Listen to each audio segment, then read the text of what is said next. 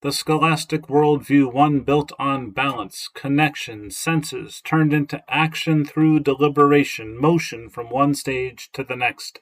An overlapping grid, 3 rows for the 3 powers of the soul, columns to bring each row to completion. Today's focus is the 5th stage of the human act, judgment, turning concepts, A's and B's, into propositions. A is B, or A is not. The gullible lack discernment. The cynic has a disordered amount. Truth lies in the middle, connecting immaterial and material. Rejecting the subjectivist's claim that what I feel to be good is good, and what I feel to be bad is bad. So don't use reason at all, because reason deceives us. There are no facts. Truth is the willful shaping of chaos, and my only obligation is to do at any time what I think is right. For truth is not a fixed thing to discover, but a tool to solve problems. A judgment is true if it works, and truth is always changing. So we must abandon the vain search for absolute notions and causes. And okay, it's true that we won't all think about things in exactly the same way, because we're all struggling to understand this crazy world. We're not going to come to exactly the same answers, but whatever answers we come to, whatever actions we do, they're first proposed by reason, and yet human reason can err. It's one thing a lot of people miss, is that you can be wrong about things. You have to be able to be wrong about things so you can change your mind, and then you can get things right. Next, the opposite.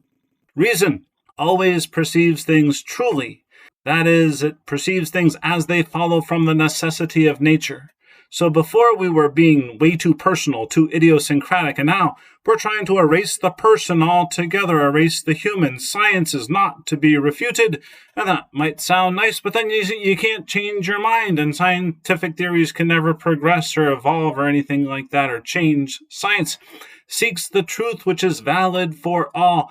Truth, independent of the limitations of the individual mind. That makes this guy sound like a true believer to me. So let's start here with definitions. Truth is conformity of intellect and thing. Therefore, the senses, by analogy, are always true.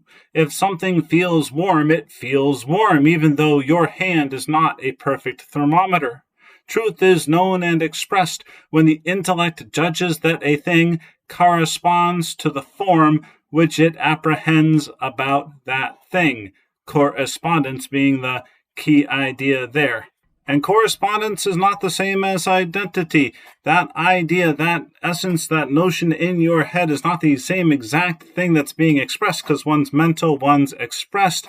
So don't tell me it's totally objective, because the person matters. Truth is something happening inside an individual's intellect, but truth isn't totally subjective either, in that it cannot be shown to be objectively wrong, objectively out of step with what's going on in reality. And you might be wondering about now what any of this has to do with physics, force, energy, temperature. Everybody has some concept, some idea. They might be fuzzy, they might be clear, but some idea of what's happening. When we're doing science, is we're turning those concepts into proposition.